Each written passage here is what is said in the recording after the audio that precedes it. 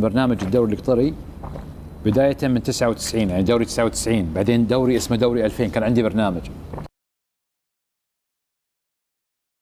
فعموته أنا كمذيع أكلمك، أعرف هذا اللاعب هذا النجم من سنة 2000. بكم هذا البرنامج لي أنا مقدمه مع حسين عموته. حق اللاعيبه وجو وسط الملعب. دكتور صانع العاب. طبعا مشاهدينا الكرام، هذا اللاعب المغربي المحترف حسين عموته، أحد أبرز أعمدة نادي السد الغائبة في بداية الدوري، العائدة في نهاية الدوري، وصنع مع ناديه ومع فريقه ومع زملاء لقب الدوري.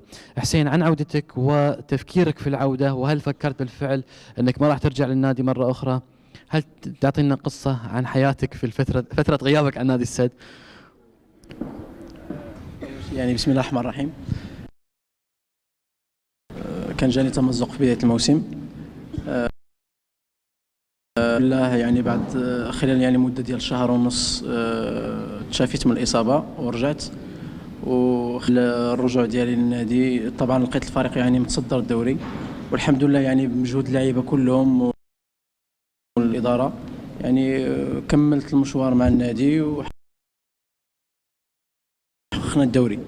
طبعا الفضل كله كيرجع للعيبة كلهم والجهاز التقني والإدارة القوية برئاسة الشيخ تميم بن حماد ونائب الرئيس عبد الله مجاد والمجلس الإدارة كله، وطبعا الجهاز الإداري المباشر خليفة خميس وجاسم المسند. الدار الكبير كنهديوه للأسرة السداوية كلها، وتنتمناو باش تكون الفرحة، باش تكتمل الفرحة في كأس الشيخ، كأس ولي العهد. دكتور وايد تتكلم، نبي ملخص. عموما فهد عنده لك سؤال، محيره سؤال معين وودي انه يسألك اياه. لا انا بعرف انا مفصل هو. زين، ايش رايك في اللبس القطري؟ لا اللبس انت اللي بتقول لي رايك، يعني لايق عليا ولا لا؟ لا لا لايق. انا ما عرفتك. تزوج اكثر. بس ايش رايك فيه؟ لا فهد. عادي. اللبس المغربي ايش رايك في اللبس القطري؟ تقريبا نفس الشيء يعني، قريب؟ باستثناء الغطرة والعقال هو اللي ناقص. زين، بس. شكرا يا حسين. الرحمن الرحيم. بسم الله. اليوم راح نلتقي مع النجم الكبير، اللاعب المعروف الفنان في نادي السد حسين عموته. ممكن تقول لي شعورك اليوم؟ بسم الله الرحمن الرحيم. والله يعني الفرحة كبيرة، والحمد لله انه يعني المجهود يعني الفريق كله ورئيس نادي الشيخ تميم والجمهور كله يستاهلون يعني الفوز بالدوري، وتنقول للجماهير السداوية كلها الف مبروك. ممكن تقول لنا لجماهيرك الحديثة اليوم وياه؟ والله نقول لهم مبروكين والف مبروك. شكرا يا كابتن. أعزائي المشاهدين، والآن مع كابتن الفريق عبد الناصر العبيد لدينامو خط الوسط في الكرة القطرية. عبد الناصر، يا ترى تحب توجه كلمة حق الجمهور القطري وحق الشيخ تميم رئيس النادي الذي دعم النادي بكل كبيرة وصغيرة؟ بدون أي شك دعم الشيخ تميم بن حمد هو شيء هذا بسيط ورد جميل لهذا الرجل المخلص. بالنسبة للجماهير أعتقد هذا يكفي وجودهم معنا. بغيت اوقف. طيب، هذا حسين عموته، هو لاعب، هو نجم من ايام ما كان حسين عموته شفناه، بس انت ما شفناك. ها؟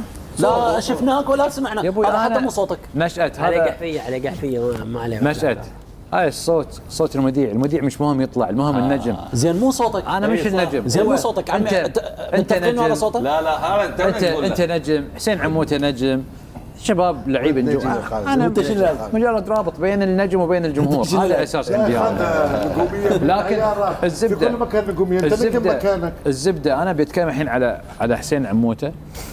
في حاجه اسطوره، لان قلت حسين عموته اسطوره زعل. لا، هو اسطوره الاساطير.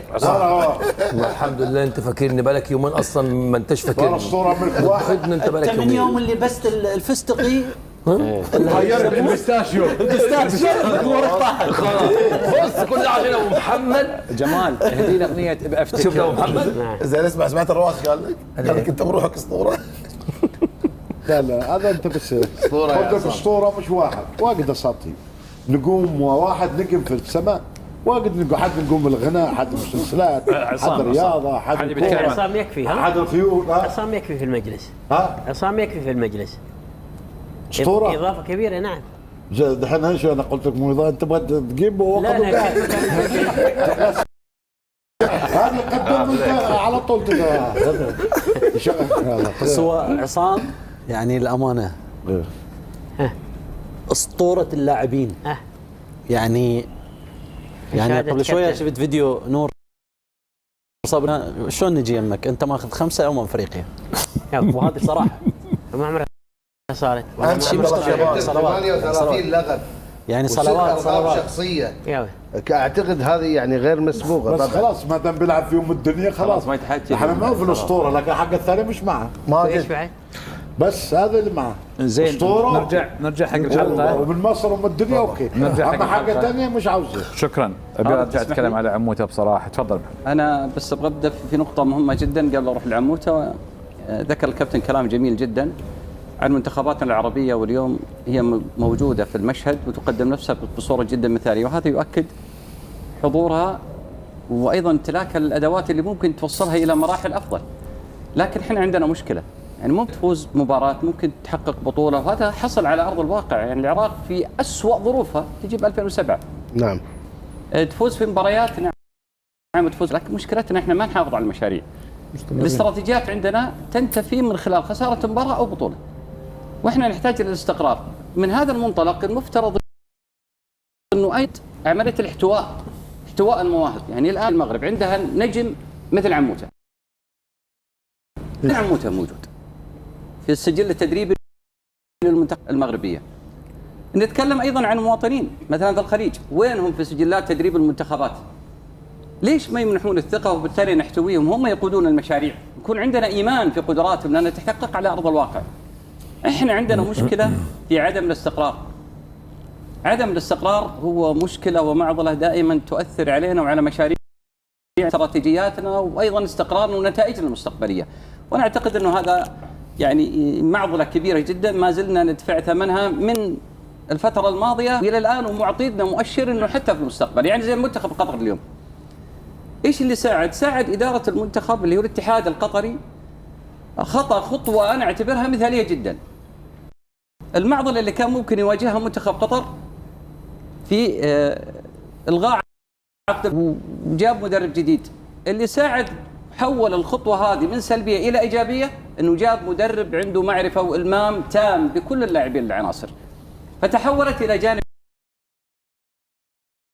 ايجابي. هذا نتاجها اليوم منتخب قطر موجود في احنا نحتاج الى المسؤولين اللي عندهم نظره، اللي عندهم صبر، اللي عندهم ثقه.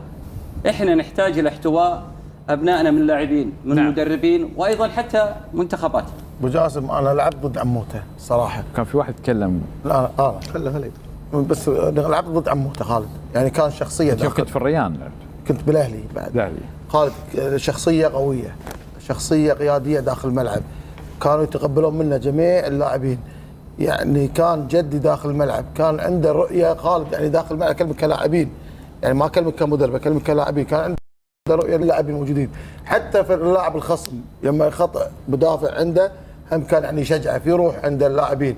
يعني كانت اخلاقه عاليه داخل الملعب، والان شفناه هو مدرب بس شخصيته هو كلاعب شخصيته صارت مع اللاعبين ايضا، حتى اللاعبين الاردنيين قاموا يتقبلون شخصيته، عاشوا شخصيته هو.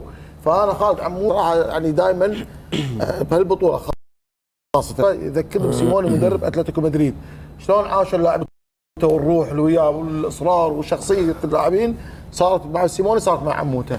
الانديه العربيه اللي في ما كملت، ما قاطعتك انا اذا انا دخلت في بينهم قاطعت وانتوا اصحاب يلا روح. هذا لك جمال احمد مبارك الرياضي انت بس دانك قاطع، هم ما في حاجه. هو كان يتكلم انت قاطع. خل ابو جاسم انا فكرك خلص الكلام. ما خلص احمد طلعتوني مقاطع، هم ما يعطوني وانتوا اذا ويا اول محمد ابو شباب بعدين هو عبد العزيز وانتو بدايه العب. عبد العزيز بعد لفيت على عبد العزيز اول يوم. لا قصدي على محمد مش عليك انت. عبد العزيز الريال مصدوم. تفضل انصدم. هذه حركه كذا الحين قلت عبد العزيز. لا قلت محمد.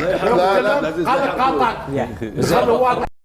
خربط. لا لا حتى ما خلتك كمل احسن ما عطني فاصل احمد الله يهديك فاصل